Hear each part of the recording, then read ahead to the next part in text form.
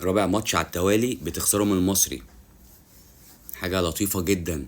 ومعاك في الكونفدرالية. حاجة ألطف. حاجة ألطف لما بتلعب ماتش. انت ما لعبتش ماتش، انت لعبت شوط. يعني الشوط الاولاني انت ما جيتش، الزمالك ما راحش الماتش الشوط الاولاني، ما حضرناش، ما جيناش لا بكره عدله ولا بشوطه عدله ولا باي حاجه، انت ما عملتش اي حاجه الشوط الاولاني. مصر ماسك كوره. قال لك المذيع بيقول لك 10 دقايق و10 دقايق، مفيش 10 دقايق بتوع الزمالك مسك 10 دقايق عمل فيهم ايه؟ المصري 10 دقايق بتوعه بيروح والشوط ويعمل وجاب جون بسبب غلطه عمر جابر. عمر جابر النايم. عمر جابر اللي ما جاش الماتش ده بقى لا شوط اول ولا شوط تاني. يعني عمر جابر نايم. يعني دي كوره ما تشيلها. انت مستني ايه عشان تشيل الكوره؟ مستني وانت لا شايف اللي جاي وراك ولا شايف اللي جاي قدامك ولا شايف، ما تشيلها.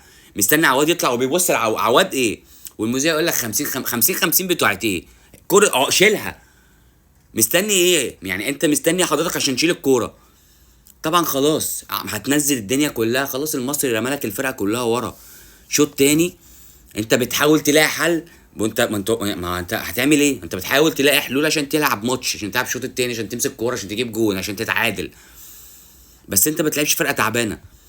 بتلعب فرقه ماسكه فاهمه. علي ماهر فاهم الدنيا ماشيه ازاي، عارف من اين تؤكل السمكه زي ما بيقولوا. داير الدنيا. مرقع في الشغلانه. هو خلاص جاب الجون الشوط الاولاني، مش عايز حاجه تاني. نزل الشوط التاني انا لعبت كلها ورا، ربنا كرم وجبنا جون تاني خير وبركه. ما كرمش خلاص. خلاص. مش عايز حاجه، انا ال 11 واقفين ورا وميت مش هتلاقي عندك حل. ما هو انت حضرتك لو كنت لعبت الشوط الاولاني زي الشوط التاني كنت زمانك كسبان. كنت زمانك ما بتشوفش المنظر ده وانت مموت نفسك عشان تحاول تجيب جون ومش عارف توصل. بتنزل الجزيري ما شفتوش. بتنزل حسام اشرف ما شفتوش. بتنزل مين؟ بتنزل مين؟ زياد كمال. مين تاني مش لك نزل بدل شيكابالا. يعني الواد انا مش قادر احكم عليه. والمصحف انا ما عارف احكم، مش عارف اقول ده حلو ولا وحش.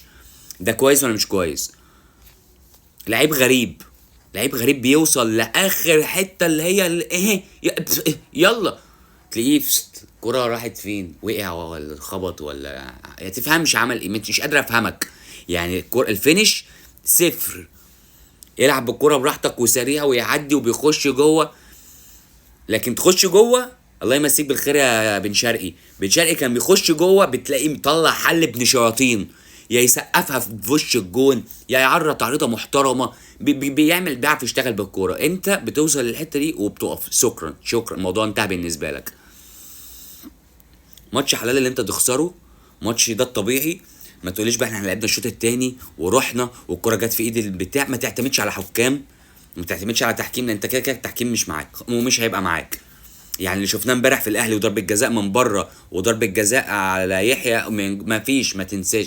يعني لا حسب دي ولا حسب دي. انت بتحسبوا انهي كوره؟ يعني في ضربات الجزاء الكوره اللي في اليد دي المفروض يبقى عامل ازاي؟ طاير عشان تحسبها. وكان طاير، يعني يحيى كان طاير وايده قد كده وما اتحسبتش. وده امبارح ايده قد مش جنبه، ايده فوق هنا وبرده ما اتحسبتش. محمود حماده. بس برضه نرجع ونقول احنا اللي نستاهل. انت اللي عملت بنفسك كده. انت اللي في كام لاعب حرام كانوا يخسروا النهارده. واحد زي محمود بنتاج حرام كان يخسر النهارده. واحد زي ناصر ماهر حرام كان يخسر النهارده. اقسم ناصر منسي الشوط الاولاني. الوحيد اللي كان بيلعب الشوط الاولاني اصلا ناصر منسي. في لعيبه حرام. حسام عبد المجيد حرام يخسر النهارده. حمزه المسلوسي حرام يخسر النهارده. بسبب بقى ودونجا حرام يخسر النهارده. بسبب عمر جابر. كل دول خسروا النهارده بسبب عمر جابر فقط لا غير. الكرة دي لو شالها كان الماتش ده كان نتيجته هتتغير. الماتش ده كان هتشوف حاجة تانية. زيزو ليه ما ابتداش؟ يعني زيزو ليه ما نزلش مش يعني ما ابتداش للماتش؟ ايه ما هوش كويس ونزل وبيجري ورايح وجاي والدنيا حلوه، ليه ما ابتداش الماتش؟ جوميز حاول يلحق الماتش. نزل الجزيري ونزل حسام اشرف. مفيش، مش خلاص يا صاحبي. علي ماهر قلت لك مرقع. وعمل وخد الماتش وخد اللي هو عايزه. اتمنى اللي الزمالك يفوق. ماتش جه في 3 نقط في ثالث ماتش ليك في الدوري. كنت تقدر تتصدر النهارده وتبقى النهارده اول الدوري وخلاص. واللي حصلنا يكسرنا. مفيش بقى الكلام ده يا صاحبي. انت دلوقتي نزلت بين الثالث او الرابع بعد ما كنت ممكن تبقى الاول النهارده. راح المكسب من ايدك وراح التعادل من ايدك. مصر يستحق. مصر كان افضل منك طول الشوط الاولاني، افضل وجاب جون، والشوط التاني عمل اللي على هواه وما خلاكش تلعب كوره، ومش عارف توصل للجول بعرضيات ولا باختراقات ولا بتخش ولا مفيش. هو قافلها لك ميه ضبه ومفتاح.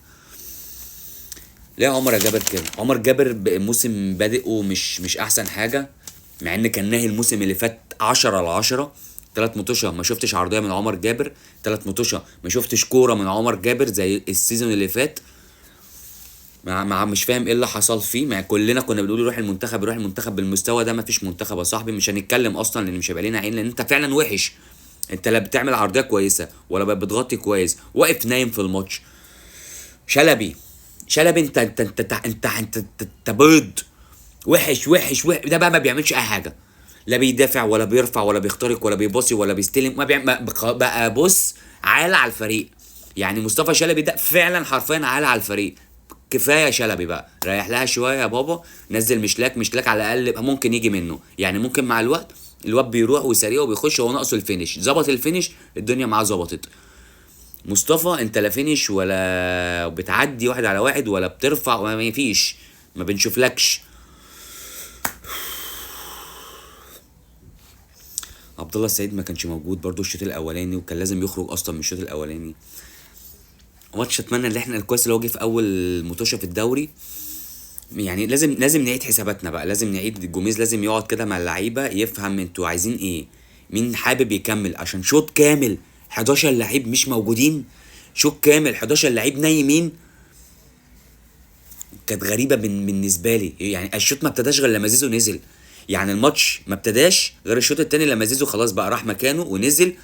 انا بالنسبه لي بقى في ماتش، بقى في هجمات، بقى في كوره. عرفنا ان احنا ليه قافشين اللي زيزو يقعد. السلام عليكم.